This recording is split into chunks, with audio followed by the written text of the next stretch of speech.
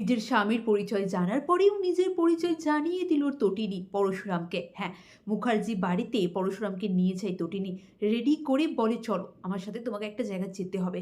তারপরে সেই বাড়িতে গিয়ে সকলের সামনে বলে, হ্যাঁ, আমার স্বামী পরশুরাম স্পেশাল ব্রাঞ্চের অফিসার, আর এর জন্য আমি গর্বিত। এটা শোনা মাত্রই পরশুরাম অবাক হয়ে যায় যে তটিনী সমস্তটা জেনে গেছে, কি করে জানলো ও?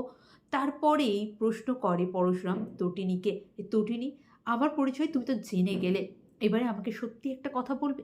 তোমার পরিচয়টা বলবে তটিনী? তুমি কি করো? কিসের সাথে যুক্ত তুমি? তুমি কোনো মাফিয়া, কোনো গ্যাংয়ের সাথে যুক্ত? আমাকে বলো, সেখান থেকে আমি তোমাকে উদ্ধার করব। তটিনী বলে, তুমি আমাকে এই চিনলে? তোমার আমার প্রতি এই বিশ্বাস? আমি যখন জানলাম তুমি স্পেশাল ব্রাঞ্চের অফিসার, আমি কিন্তু খুশি হয়েছিলাম। আমি কিন্তু একটা বারের জন্যও ভাবিনি তুমি আমাকে ঠকাচ্ছ বা এটা ওটা। তুমি আমাকে এরকমভাবে কেন বলছো?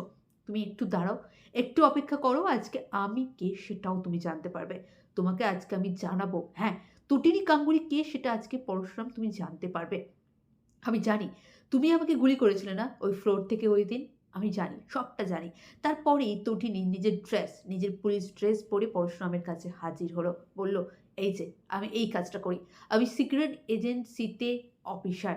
তোমার খুব আমাকে নিয়ে চিন্তা হয় না যে আমি বুঝি কোনো খারাপ কাজের সাথে যুক্ত, মাফিয়া, গ্যাং, কালোবাজারি? না গো, আমি এসব কিছু করি না।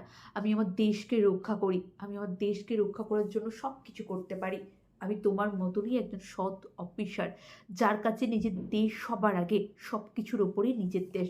হ্যাঁ বন্ধুরা, পড়াশোনা আজকের নায়কের আগামী পর্বে যদি এমনটা হয়, আপনাদের কেমন লাগবে কমেন্ট করে জানান। চ্যানেলে নতুন হলে চ্যানেলটা সাবস্ক্রাইব করে দিন। সকলেই খুব ভালো থাকুন, সুস্থ থাকুন, এইভাবেই চ্যানেলটির পাশে থাকুন। অনেক ধন্যবাদ জানাই সকল।